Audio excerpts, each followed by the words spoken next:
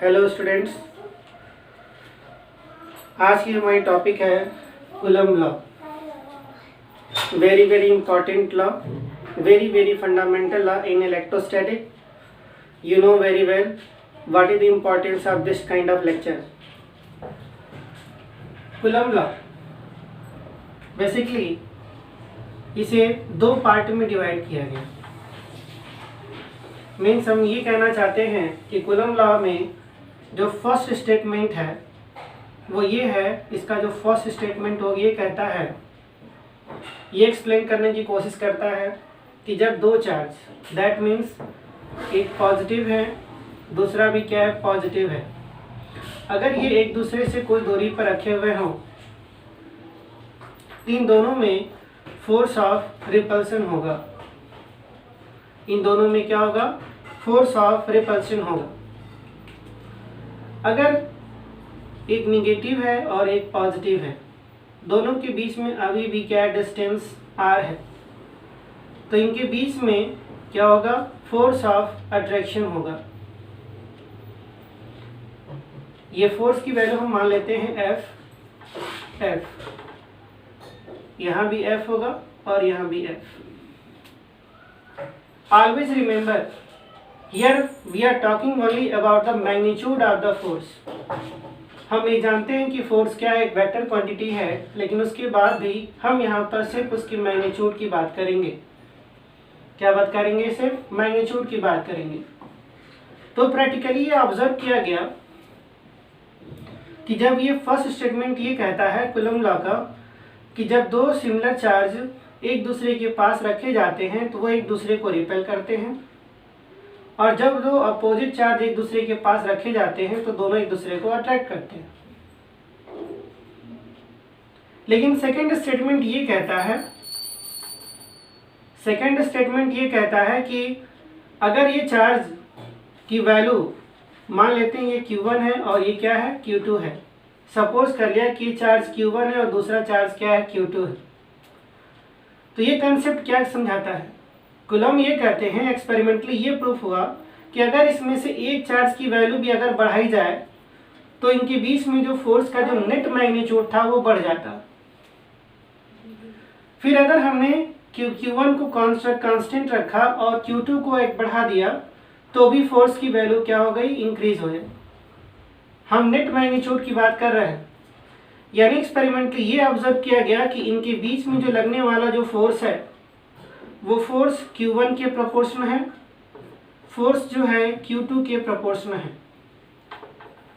Listen once again, experimentally ये observe किया गया कि अगर हम Q1 की वैल्यू बढ़ाते हैं तो इनके बीच में फोर्स की वैल्यू बढ़ जाती है, या फिर हम Q1 को छोड़ करके यदि Q2 की वैल्यू बढ़ाते हैं तो भी फोर्स की वैल्यू बढ़ जाती है.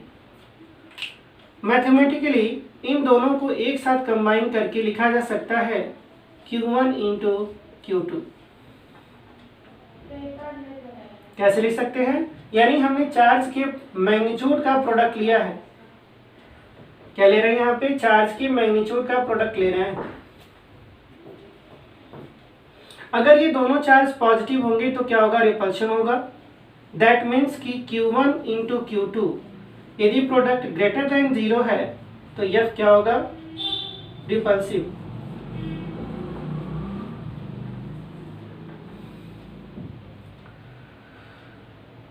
बात समझ में आई होगी. और अगर ये दोनों चार्ज निगेटिव होते तो भी इन दोनों में क्या होता, रिपल्शन होता. अगर इनमें से Q1 Q2 का प्रोडक्ट लेस देन 0 हुआ तो फोर्स कैसा हो जाएगा, अट्रैक्टिव हो जाएगा. कैसे, प्लस और माइनस का जो प्रोडक्ट होता है वो हमेशा क्या होता है, माइनस होता है. तो न्यूमेरिकली हम उसे क्या लिख सकते हैं, लेस देन 0. और ये प्रैक्टिकल रिजल्ट ये एक्सप्लेन करने की कोशिश करता है कि इन दोनों के बीच में जो फोर्स लग रहा है वो कैसा है, अट्रैक्टिव है. वेरी इंपॉर्टेंट टर्म, ये आपके CBSE बोर्ड एग्जाम में नंबर ऑफ टाइम्स पूछी गई है. सेकेंड ऑब्जर्वेशन ये कहता है जिसकी वजह से इस कूलम्ब लॉ को हम इनवर्स स्क्वायर लॉ के नाम से जानते हैं.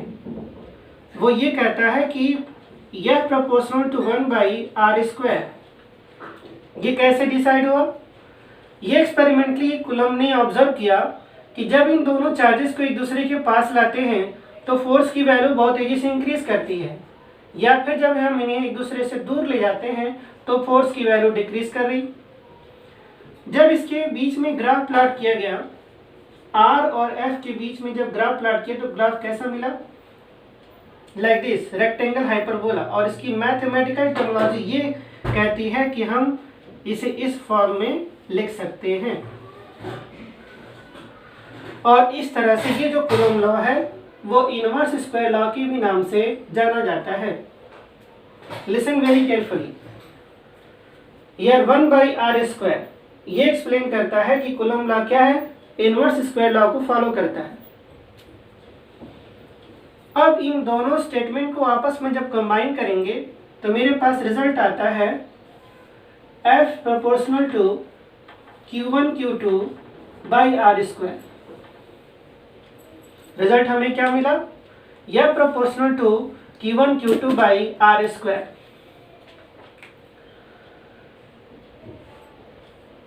F is equal to some constant, we can write here K।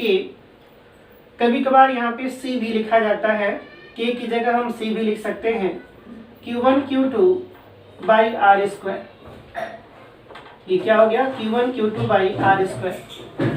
ये जो K है यहाँ पर, इसे हम एक प्रोपोर्शनलिटी कांस्टेंट के नाम से जानते हैं। K को क्या कहते हैं? Proportionality constant. ये डिपेंड करता है कि फोर्स की यूनिट क्या है, मीडियम क्या है, सिस्टम ऑफ मेजरमेंट क्या है। अगर सिस्टम ऑफ मेजरमेंट और मीडियम चेंज होती है तो K की वैल्यू भी क्या होगी? चेंज हो जाती है। इसे हम कहते हैं कूलम्ब कांस्टेंट। क्या कहते हैं इसे? कूलम्ब कांस्टेंट के नाम से जानते हैं। हम इसे क्या कहते हैं? कूलम्ब कांस्टेंट के भी नाम से जानते हैं, या फिर हम इसे इलेक्ट्रोस्टैटिक फोर्स कांस्टेंट के भी नाम से जानते हैं। क्या कहते हैं? इलेक्ट्रोस्टैटिक फोर्स कांस्टेंट के भी नाम से जानते हैं।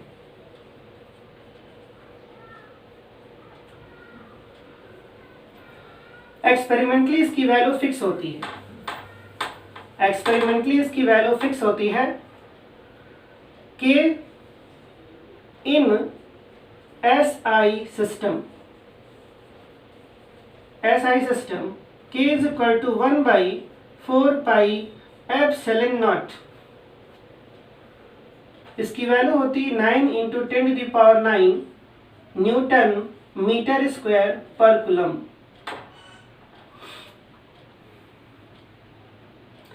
ये पूरी तरह से चार्जेस के बीच के मीडियम पे डिपेंड करता है और मेजरिंग सिस्टम पर भी डिपेंड करता है। Here ε0 is the permittivity of the medium।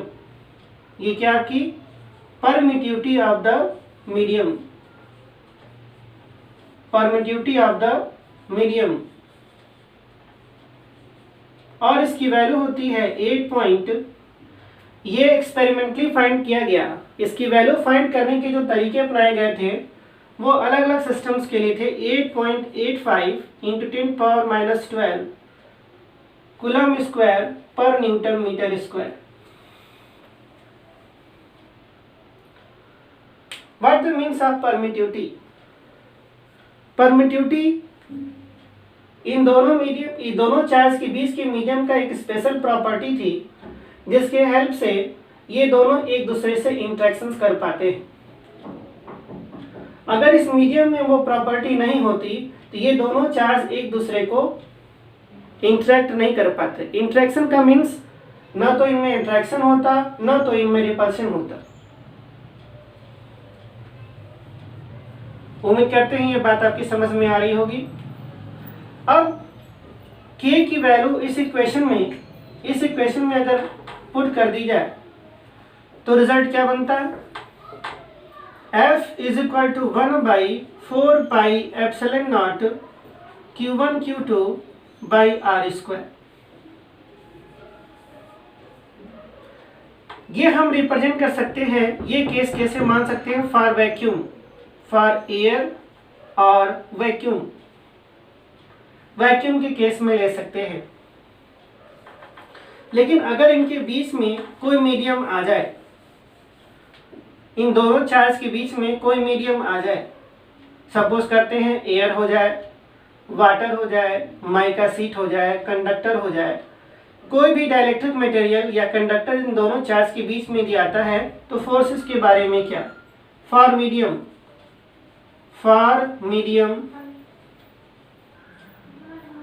Fm is equal to, यहाँ m for medium 1/4 pi epsilon naught k Q1 Q2 by R square. Here k is the dielectric constant. Here k is the dielectric constant.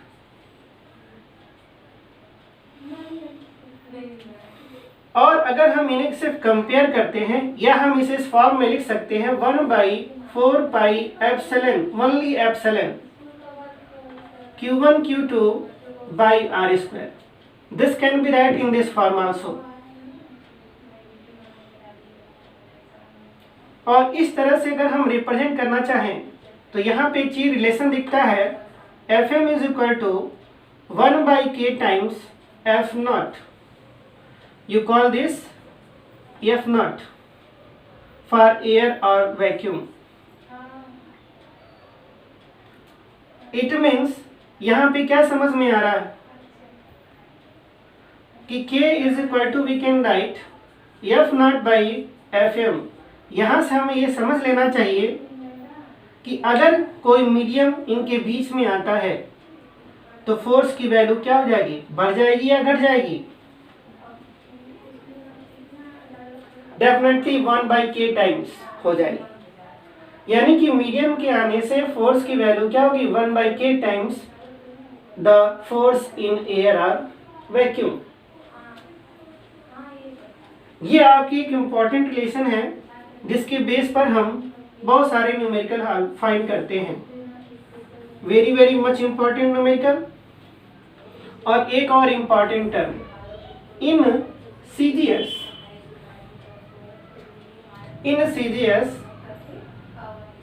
के coulomb constant, ये जो coulomb constant है के की value होती है 1 in CGS.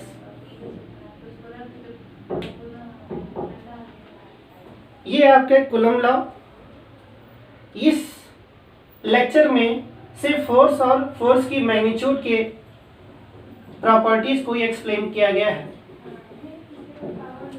आप हमेशा इन चीज़ों को रिमेंबर रखेंगे कि यहाँ पर के को हम क्या कहते हैं? कूलम्ब कांस्टेंट कहते हैं, या फिर हम इसे इलेक्ट्रोस्टैटिक फोर्स कांस्टेंट कहते हैं। आपने देखा कि के की वैल्यू क्या होती है? 1/4 pi epsilon not in SI system, और सीजीएस में देखा कि के की वैल्यू क्या होती है? 1 होती है। फिर आपने ये भी देखा कि फोर्स को इन दोनों चार्जेस के बीच में यदि कोई मीडियम है तो फोर्सेस को किस प्रकार इफेक्ट देता है? कैसे इफेक्ट देता है? Fm, यहाँ Fm का मतलब मीडियम हो गया, जो F नॉट टाइम्स है 1/k times of F not. तो ये बेसिक टर्म है। इस तरह से ये कूलम्ब लॉ क्या होता है? एक्सप्लेन होता है in magnitude form. Always remember here Q1 Q2 R is the magnitude form. अब कुछ बेसिक इंपॉर्टेंट टर्म जो इस लॉ में ऑलवेज रिमेंबर रखना होता है। Remember that charge Q1 Q2 is always point charge in rest. Always remember charges Q1 Q2 are always in point charge. Rest होने चाहिए, और इनके बीच की जो डिस्टेंस है वो वैरी करता है, अलग बात है, लेकिन हमेशा ये जो फोर्स होगा वो इन दोनों चार्ज के बीच में जो लाइन ज्वाइन करेंगे उसी लाइन ज्वाइनिंग के अकॉर्डिंग होगा। उसी लाइन के अकॉर्डिंग इस फोर्स की डायरेक्शन हम फाइंड आउट करेंगे। Okay, thank you very much.